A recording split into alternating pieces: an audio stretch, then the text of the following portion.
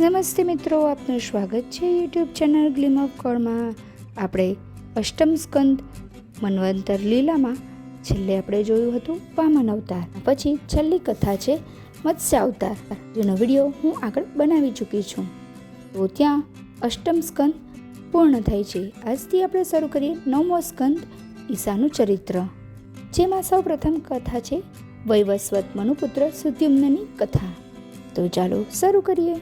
પરીક્ષિત બોલ્યા, હે ભગવાન, હવે મને મનુના ઈક્ષ્વાકુ વગેરે દરેક પુત્રના વંશ વિષયમાં જણાવો.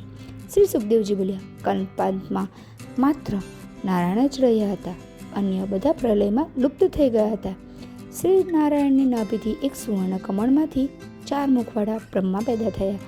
એના મનથી મરીચી, મરીચીથી કશ્યપ, કશ્યપથી વિવસ્વાન, વિવસ્વાનથી શ્રાદ્દેવ તથા શ્રાદ્દેવથી ઈક્ષ્વાકુ, નૃગ, શર્યાતિ, દિષ્ટ, ધ્રુષ, કરુષક, નરિષ્યત, પૃષદ્ર, નભક અને કવિ એ 10 પુત્રો થયા. શ્રાદ્દેવથી પત્નીએ ઈલા નામની કન્યાને જન્મ આપેલો, પણ ગુરુ વશિષ્ઠે શ્રીહરિને પ્રસન્ન કરતા તેમણે તે કન્યાને સુદ્યુમ્ન નામનો પુત્ર બનાવી દીધો. આ સુદ્યુમ્ન એક દિવસ મંત્રીઓ સહિત શિકાર માટે ગયો. એ સુમેરુ પર્વત નીચે પહોંચ્યો, જ્યાં શિવ પાર્વતી બિરાજમાન હતા. ત્યાં જતાં સુદ્યુમ્ન સ્ત્રી બની ગયો. ઘોડા હતા એ ઘોડી બની ગયા તથા મંત્રીઓ પણ સ્ત્રી બની ગયા. આ સાંભળી પરીક્ષિતે પૂછ્યું, હે પ્રભુ, આવી આશ્ચર્યજનક વાત કેવી રીતે બની? સુખદેવજીએ કહ્યું, એકવાર મોટા મોટા વ્રતધારી ઋષિગણો શિવજીના દર્શન માટે એ વનમાં ગયા. એ સમયે ઋષિઓને જોઈ નિર્વસ્ત્ર પાર્વતી જે શિવના ગોદમાં બેઠા હતા તે લજ્જિત બની ગયા. ઋષિઓ પણ આ જોઈ પાછા ફરી ગયા અને નરનારાયણ આશ્રમમાં જતા રહ્યા. ક્રોધિત બની શિવ બોલ્યા, હવે જો કોઈ પણ પુરુષ આ વનમાં આવશે તો એ સ્ત્રી બની જશે. આ કારણે સુદ્યુમ્ન સ્ત્રી બની ગયો. સુદ્યુમ્ન ઈલા બની દાસીઓ સાથે ફરવા લાગી. એ ભગવાન બુદ્ધના આશ્રમમાં પહોંચી ત્યારે એને જોઈ બુદ્ધ મોહિત બની ગયા અને તેની સાથે લગ્ન કર્યા. ઈલાના ગર્ભથી બુદ્ધનો પુત્ર પુરુરવા પેદા થયો.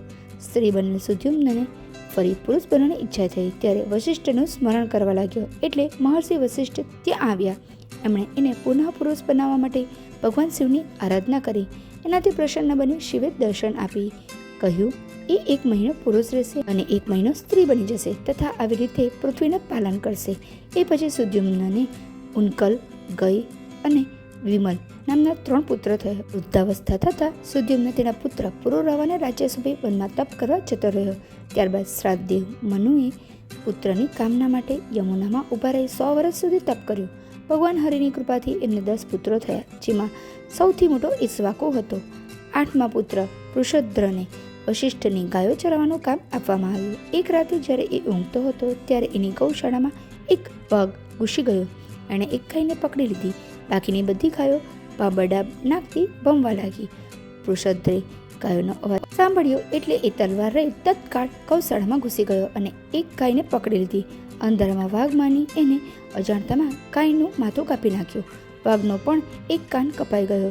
ભયભીત વાઘ ત્યાંથી નસી છૂટ્યો. પૃષદ્રે એવું માન્યું કે એણે વાઘનું માથું કાપી નાખ્યું છે એટલે એ જઈને ઊંઘી ગયો. પ્રાતઃકાળે જ્યારે એને જાણ થઈ કે એણે વાઘ સમજી ગાયની હત્યા કરી નાખી છે ત્યારે એને ભારે દુઃખ થયું. એનાથી અજાણતામાં અપરાધ થઈ ગયો હતો.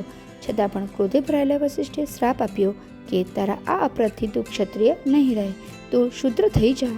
શ્રાપ સ્વીકારી પૃષદ્ર બ્રહ્મચર્ય ધારણ કરી વનમાં જતો રહ્યો. વનની આગમાં બળી એ પરબ્રહ્મને પ્રાપ્ત થયો. મનુના સૌથી નાના અને 10મા પુત્ર કવિને વૈરાગ્ય થઈ ગયો હતો એટલે એ વનમાં તપસ્યા કરવા જતો રહ્યો. 6ઠ્ઠા પુત્ર કરુષથી કારુષ નામના ક્ષત્રિયો પેદા થયા. દૃષ્ટ નામના પુત્રથી ઉત્પન્ન ધ્રાષ્ટ્ર નામના ક્ષત્રિયો જન્મ્યા, જે બ્રાહ્મણ બની ગયા. નૃગથી સુમતિ અને નરેશનથી ચિત્રસેનનો જન્મ થયો. વૈવસ્વત મનુપુત્ર સુદ્યુમ્નની કથા સંપૂર્ણ થાય છે.